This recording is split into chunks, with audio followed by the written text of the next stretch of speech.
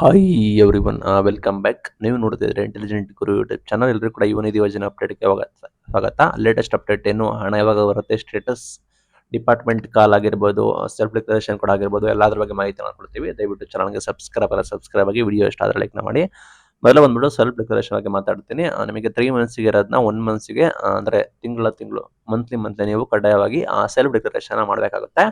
This month ಕೂಡ live ಕೂಡ ಇದೆ, ಡಿಸೆಂಬರ್ ತಿಂಗಳದು. ಲಾಸ್ಟ್ ಮಂತ್ ಕೂಡ ಮಾಡಿದ್ರೆ ಅನ್ಕೋತೀನಿ. ತಿಂಗಳು ನೀವು ಮಾಡಬೇಕಾಗುತ್ತೆ ಕಡ್ಡಾಯವಾಗಿ. ಅಮೌಂಟ್ ಬರಬೇಕಂದ್ರೆ ಲೈವ್ ಆಗಿದೆ. ಬಿಫೋರ್ 25th ಒಳಗಡೆ ನೀವು ಸೆಲ್ಫ್ ಡಿಕ್ಲರೇಷನ್ ಮಾಡಿ.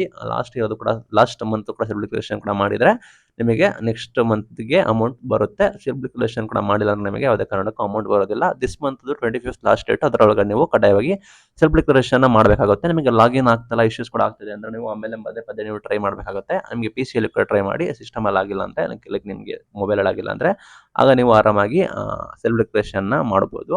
ಅಂಡ್ ನಿಮಗೆ ಇಲ್ಲಿ ಡಿಪಾರ್ಟ್ಮೆಂಟ್ ಇಂದ ಕಾಲ್ ಬರ್ತಾ ಇದೆ, ಆಲ್ರೆಡಿ ನಮಗೆ ಹೇಳಿದ್ದೀನಿ. ಲೈಕ್ ಸರ್ವೆ ತರ ಮಾಡ್ತಾ ಇದ್ದಾರೆ. ನಿಮಗೆ ಯೋಜನೆ ಬರ್ತಾ ಇದೆಯಾ, ಹೈಯರ್ ಎಜುಕೇಶನ್ ಹೋಗಿ ಇಂಟ್ರೆಸ್ಟ್ ಇದೆಯಾ, ಏನ್ ಕತೆ, ನೆಕ್ಸ್ಟ್ ನೀವೇನಾದ್ರೂ ಬಿಸ್ನೆಸ್ ಮಾಡಬೇಕಾ, ಅಥವಾ ಸ್ವಯಂ ಉದ್ಯೋಗಿ ಆಗಿದ್ದೀರಾ, ಅಥವಾ ಈ ರೀತಿ ಹೈಯರ್ ಎಜುಕೇಶನ್ ಕೂಡ ಮಾಡ್ತಾ ಇದ್ದೀರಾ ಅಂತ ನನಗೆ ಗೊತ್ತಿಲ್ಲ.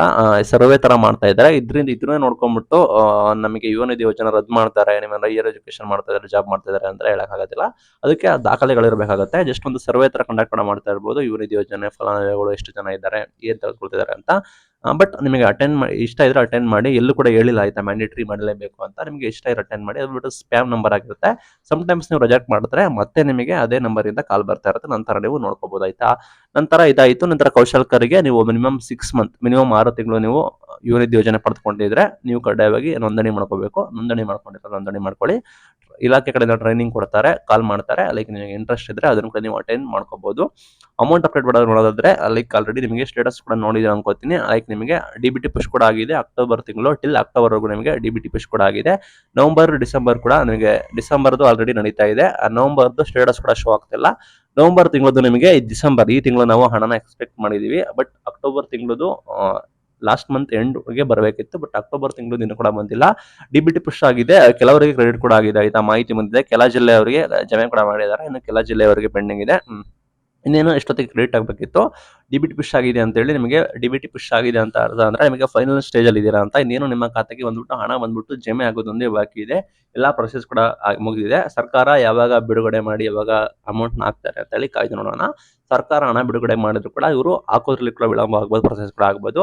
ಆ ನಿಟ್ಟಿನಲ್ಲಿ ಈ ರೀತಿ ಆಗಿದೆ ಆಯ್ತಾ. ಇನ್ನೇನು ನಿಮಗೆ ಕೆಲವು ದಿನಗಳಲ್ಲಿ ಶೀಘ್ರದಲ್ಲೇ ಜಮೆ ಆಗುತ್ತೆ. ಯಾವ ಡೇಟ್ ಅಂತ ನಾವು ಕನ್ಫರ್ಮ್ ಮಾಡಕ್ ಆಗೋದಿಲ್ಲ. ಬಿಕಾಸ್ ಜಿಲ್ಲಾವಾರು ಕೆಲವೊಂದು ಜಿಲ್ಲೆಗಳಿಗೆ ಆಗ್ತಾ ಇದ್ರೆ, ಕೆಲವರಿಗೆ ಲೇಟ್ ಆಗುತ್ತೆ.